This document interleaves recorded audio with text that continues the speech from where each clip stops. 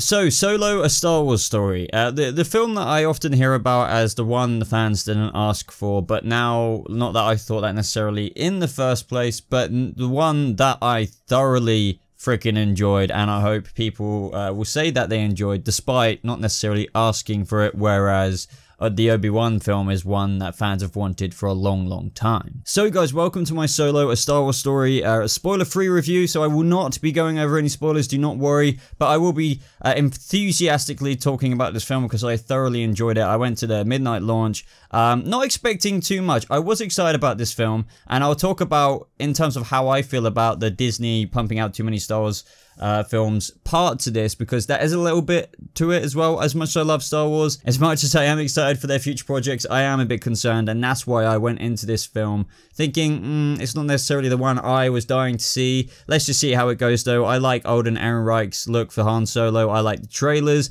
It looks pretty exciting. So I went into it not expecting too much, not expecting it to flop, but not expecting to be amazed. And what I came out with was absolute joy, really. I really thoroughly enjoyed this film. I thought it was funny. I thought it was a true Star Wars story.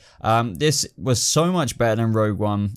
It really was. I feel like this is exactly what they're going for when they're going for these a Star Wars story kind of films. I know Kenobi, for example. The Kenobi film is one that fans have been asking for forever, and it's subsequently going to be put into this a Star Wars story, you know, line of films like Rogue One, Solo, now Kenobi, a Star Wars story. But however, I feel like Solo, a Star Wars story, is one what fans will now be hopefully talking about as one that they really enjoyed out of a Star Wars story films. Obviously, Kenobi, I'm thinking, will be a good hit. Without even any really news on it at the minute, but what I'm trying to say is I feel like Solo is underrated. And how can I say it's underrated when it's only just come out? Well, because people, as I just mentioned, I wasn't too hyped going into it, and that's the general consensus. A lot of people thought it would flop.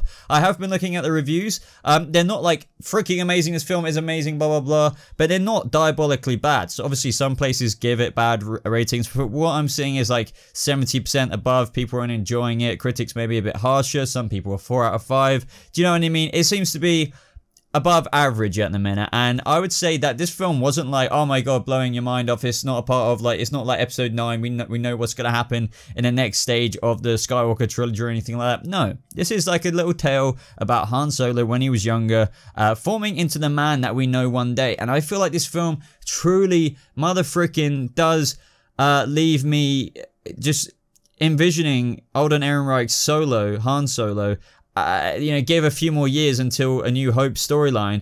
I really feel like this guy is going to form into that smuggler we know from Harrison Ford's portrayal. I just completely believe that. So I guess I will just talk about the cast first. Alden Ehrenreich, I don't know what people are on about when they say that he doesn't look like Han Solo. I can't stand that. I mean, I guess everyone has their own opinions, but I do not get that at all. I thought he played, obviously, like, there's been statements and stuff like that saying like that Disney never wanted him to even copy Harrison Ford. They wanted him to do his own thing. It's more of a character, you're not copying an actor. And I feel like Alden Ehrenreich, bloody hell, he was Han Solo in this motherfucking film. He was Han Solo. But yes, he was charming, he had charisma, he was reminiscent of the characteristics that Harrison Ford brought out, obviously, because this is the, you know, a freaking origin story for him.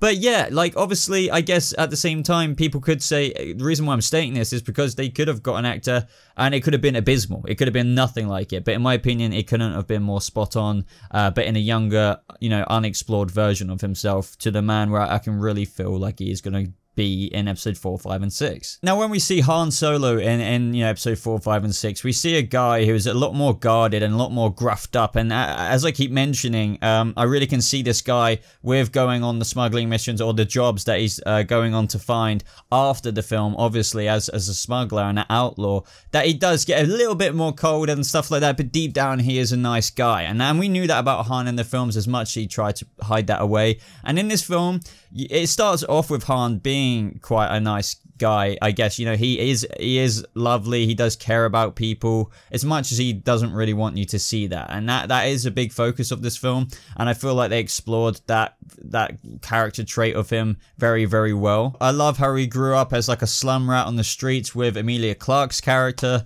And it just shows you how, like, that was the very beginnings of him, you know, being a thief, trying to get these jobs, trying to get off the planet and stuff like that. It was just wonderful. And as for his performance throughout the rest of it, it was just incredible. Emilia Clarke's Kira. Now, this is one thing I really wasn't so sure about going into the film, and that's not saying anything bad necessarily, because I love Emilia Clarke. But I just didn't know. I just thought, is this another actor being plucked where I don't know if she really belongs in this film? Are they just using her because she's Emilia Clarke and she's amazing and everything, but we're just shoving her in this film kind of thing? But no, I was worried that she wouldn't be pulling off a convincing character, but I actually really liked her. She was really good. I really like her use throughout the story, and she was very pivotal to Han's origin. And I wish I could talk spoilers right now, but I can't. But there were some seriously cool moments with her. I thought the chemistry between the two actors, Alden and Emilia, was spot on. And I just feel like she delivered a really crucial part to the origin of Solo that we just never knew before, that gave him a foundation. Donald Glover as Lando was brilliant. Believe it or not, I haven't actually known a massive amount about Donald Glover before not too long ago, and I was just like, so who is this guy? Why does everyone love him so much? But the more I grew to know about him, the more I grew to love him, as everyone seems to love him. He really actually is a very talented guy in many different aspects. He does loads of different things. I'm sure you're all familiar with a lot of the different things he does in real life. So as for his acting, really good. I really enjoyed it. His droid was brilliant as well. That brought a whole... I really wasn't sure about the droid from the trailers, but the droid as well was just really funny. Really gave it more of a sentient feel to droids, in how, you know, if you take off their restraining bolts, there's lots of funny things in the film. I can't get into that too much without spoiling it, and I can't talk too much about this stuff in a non-spoiler review, yeah, otherwise it would go on forever. But Lando, Donald Glover, brilliant, really good version of Lando, and as I said, his interactions with Han, I can really see where they meet on Cloud City one day again and reunite. You just have all this context in the background now. That's one thing I will say about this film. It really, now when you go and watch the new films, and I know some people don't like this, but I wasn't so sure about it either, but now I really do feel like this Alden Ehrenreich Han Solo film is to be used as a freaking backstory, and I know that is what it's meant to be for, but some people will probably choose not to even acknowledge this film's existence. But I think it really does do justice for the origin, and you can imagine all these scenes once you've seen Solo applied into Harrison Ford's betrayal when you're watching those scenes in the film. I love the magic that ties into all of this with that. Woody Harrelson was brilliant. I really like him as an actor anyway, and I just felt like he was a right fit for this film. Lots of cool turns and stuff like that in the film. He really does help forge the younger Han, who is very impressionable at the beginning, and you know, is a good guy, but just seems to have lost his way, and Woody really helps give him his foundations for the Grusk guy that we meet one day, and you can tell that he takes a few tips off him, obviously, including the gun, which isn't a spoiler, that's all in the trailers. Thandie Newton's character Val, she was brilliant in the film. Obviously I know her most from Westworld. I thought she was... I'm just glad seeing faces like this peep into films. She really deserves it, and I thought she did an amazing role. Paul Bettany's character, I've loved this actor for a long time, and he was very interesting. It wasn't quite what I expected, but entertaining nonetheless. I don't know, guys. The cast was amazing in this film. I'm not going to go on and say anything more about the cast now, unless I have to mention it for future things I'm going to talk about. But yeah, brilliant. I feel like the cast was golden for this film. Now, one thing I think people need to remember is that this film isn't intended to be like obviously, it's an origin thing. There's not massive elements of spoilers in terms of that, you know, freaking, I don't know, Daenerys, the equivalent to Daenerys Targaryen dies in this scene kind of thing. It's not like that. So don't expect this film to deliver that kind of smack in your face. It's more of a complimentary... If you treat it as like a complimentary film, then you'll come out really pleasantly surprised, because that's what I went into it as. And I don't know, I just feel like people might be overly criticizing this film, or maybe viewing it too harshly, saying, is that it? Expecting more from it? No, because it's meant to just be this, as I just said, complimentary film to this character, giving him a bit more... it's just a very fun film. And trust me, if I had problems, or if I saw like mega problems with this film, I would not hesitate in telling you guys. I really wouldn't. And I don't feel like I'm being biased, because I've heavily criticized The Last Jedi, and I thought I would have some major gripes with this film. But honestly, what I would define it as is one long, not necessarily too long, obviously, fun journey of a young Han Solo.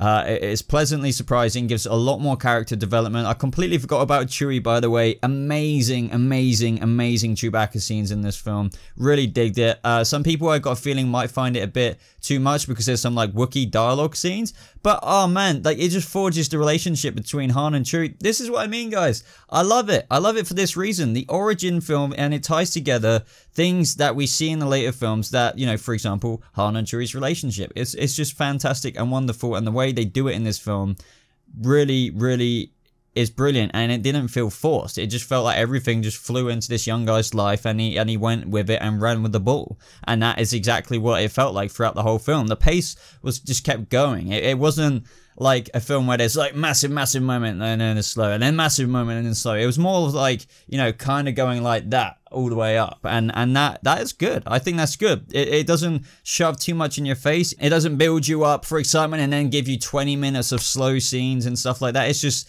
steady and constantly entertaining. Doesn't blow your mind away, of course, because it's not that kind of film. I don't think it's, as I mentioned earlier, it's not intended to be that kind of film. But Rogue One, I don't know. I just felt like it was a lot less interesting in this film. It was a lot more boring, and I'm a huge fan of Star Wars. I love Rogue One, but if I had to say a word compared to Han Solo, sorry, the Solo, a Star Wars story film, that would be it. Now, I've only seen this film once so far, but I noticed a lot of Easter eggs that you Star Wars fans, if you're a big fan, keep your eye out on the screen when things are happening. Obviously, don't dart your eyes everywhere. Enjoy the film, but if you know quite a bit about Star Wars, and I feel like you'll pick up these things, and it is full of them, and it is brilliant. And I can't talk about it in this because I obviously don't want to spoil it for you, but there is one thing in particular that isn't necessarily an Easter egg, but there's this big reveal in the film, and it's of a character, and it really blew my head off when that happened. I felt like it fit perfectly, and it was amazing fan service, and the fact that they really decided to take a minute, I think, of screen time dedicated to this character on screen. And I think you guys will know what scene I'm talking about. And it's with Emilia Clarke's character as well. You guys will know what I'm on about if you've seen it. It was just, oh man, I was just like, oh my god, this is amazing. Oh my god. So yeah, that big screen kind of cameo-y thing was incredible. But as for the little things throughout the film, there's just funny little things. Keep an eye out for them. I will mention them in my spoiler review if I get round to it, which I really hope I do. But yeah, I guess if I had to sum this film up in a few words, it's just a huge ball of Star Wars fun shoved in your face. One thing I will say is it did feel a bit more like, I don't want to say the word Disney, because I just feel like it had this, because I guess it was a young Han Solo film, and he's not like this depressing character. Throughout the film, there was some serious moments, of course. It was definitely more uppity than stale or depressing and dark at moments, you know. It was more fun, and the humor was really funny as well. Very Han-like moments in it. I didn't find any bits like, okay, you shouldn't have done that. I felt like everything was appropriate. But what I mean is the tone was definitely a lot more positive. Not saying that Star Wars is very negative. I'm just saying that this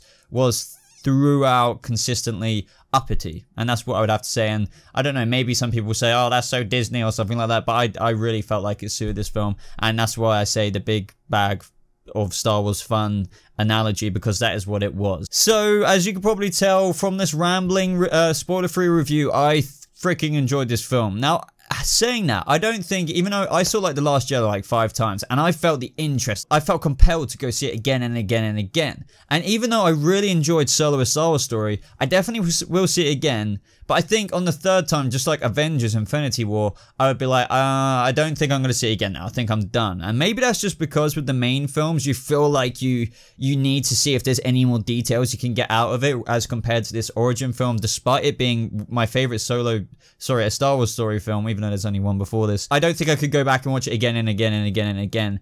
Just for the analogy I just gave, it's not like one of those ones where we don't know anything about it, like one of the new films, and there's so much speculation. It's because, as I put it earlier, it's one big bag of fun Star Wars film that's complementary to the other films, and delivers an amazing context behind the Solo character. But yeah, you don't need to go see it again and again. I think I will definitely see it again, and maybe for a third time. But then, you know, I think I'll be very pleasantly happy and settled for a while until I guess it comes out on Blu-ray. But anyway, guys, if you've seen this film, let me know what you thought in the comments below. Please use spoiler tags or write spoiler before you talk about the film in spoilers. Just beware in the comments below, guys. Other than that, guys, if you enjoyed this video, I'd really appreciate it if you left a like on it, as it really does show you support for the channel. And if you want to see more Star Wars videos like this, why not subscribe for more Star Wars videos, as I really do want to make some more Star Wars videos. As you can tell, I'm a huge Star Wars fan, so I'd expect more. Other than that, I want to say thank you to my patrons. Thank you so much for supporting the channel, and if you are interested in becoming a patron or wondering what Patreon is, head over to my Patreon page. It is the top link in the description,